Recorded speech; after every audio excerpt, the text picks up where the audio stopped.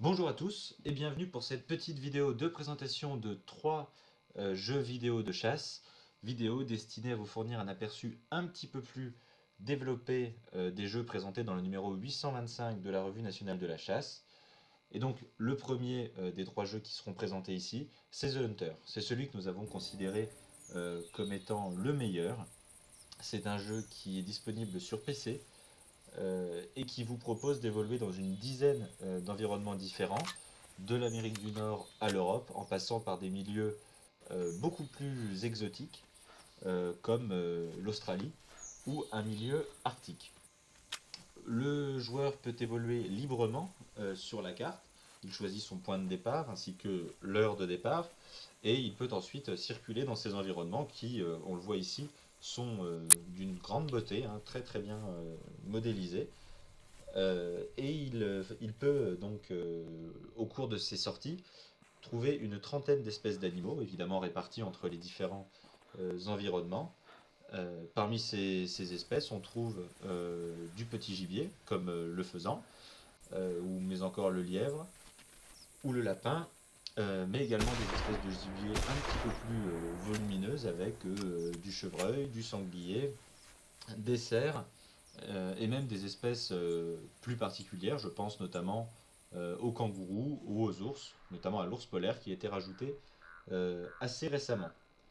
Pour chasser ces différentes espèces, le joueur dispose d'un équipement qui est assez varié, hein, de très nombreuses armes et de très nombreux objets sont disponibles, mais il vous faudra pour cela dépenser de l'argent en plus du prix du jeu, ce qui rendra en fait, euh, si vous souhaitez avoir un équipement très complet, ça risque de coûter assez cher malheureusement. C'est là l'un des défauts du jeu. Lorsque vous êtes sur la carte, vous pouvez utiliser donc le HunterMate. C'est une sorte de smartphone qui vous aide à comprendre les indices laissés par les animaux euh, pour les trouver un petit peu plus facilement. À vous ensuite de les approcher de manière fructueuse et vous avez une grande liberté dans vos prélèvements. La seule condition étant de respecter les règles éthiques qui imposent un type d'arme euh, pour chaque gibier. C'est une condition qui vous permet de réaliser de très belles sorties. Chaque espèce a ses caractéristiques avec des gibiers très variés, des environnements qu'ils sont aussi, on le voit.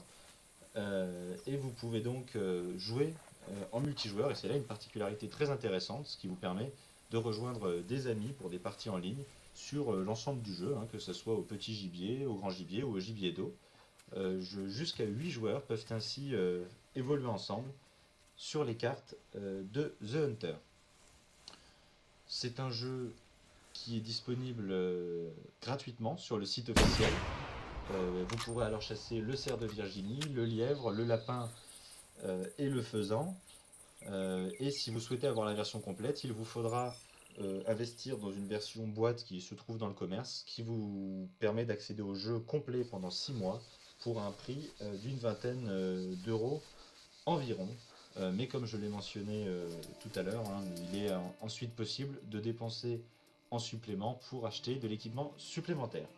Le deuxième jeu que nous allons vous présenter, c'est Cabela's Big Game Hunter Pro Hunts. Alors ce jeu-là se place dans un cadre géographique américain, hein, puisque on a quatre régions disponibles, qui sont en fait quatre sections des États-Unis. Chaque région, on le voit, a son biotope, donc ces espèces particulières, hein, avec des ours, des élans, des cerfs, des sangliers. Le jeu est, comme son nom l'indique, centré sur le grand gibier, mais vous pouvez également chasser un petit peu de petits gibiers, de manière un petit peu plus euh, rapide, on va dire, avec notamment du faisan, du lièvre, mais aussi des animaux comme le renard. Le jeu vous propose différentes manières de pratiquer vos parties. Vous pouvez choisir de chasser totalement librement, en choisissant un horaire de départ et en évoluant librement sur la carte, ou alors opter pour des missions qui vous donneront des conditions à remplir, comme par exemple tirer un animal depuis un affût ou un animal d'une certaine taille. Et le succès dans ces missions vous permettra de débloquer des crédits et d'acheter de l'équipement supplémentaire.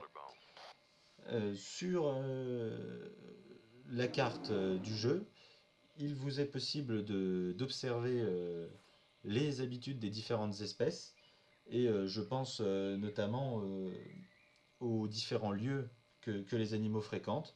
Donc on a les lieux de gagnage, les lieux de repos et aussi les lieux où les animaux se rendent pour boire. Et on voit que chaque lieu est fréquenté selon une tranche horaire bien précise. Et il vous faudra donc prendre en compte ces habitudes pour trouver les animaux. Il faudra également faire attention au vent qui est très important dans le jeu pour pouvoir les approcher au mieux et tenter de réaliser un tir qui sera le meilleur possible.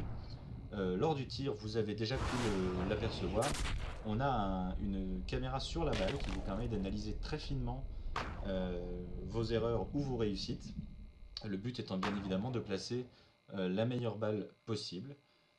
C'est donc une particularité qui est assez intéressante, hein, qui permet de bien comprendre comment s'améliorer en tir, du moins dans le jeu, et à charge donc pour le joueur de placer les meilleures balles possibles pour ne pas avoir à poursuivre les animaux sur des centaines de mètres, hein, avec des poursuites au sang qui peuvent parfois être assez longues.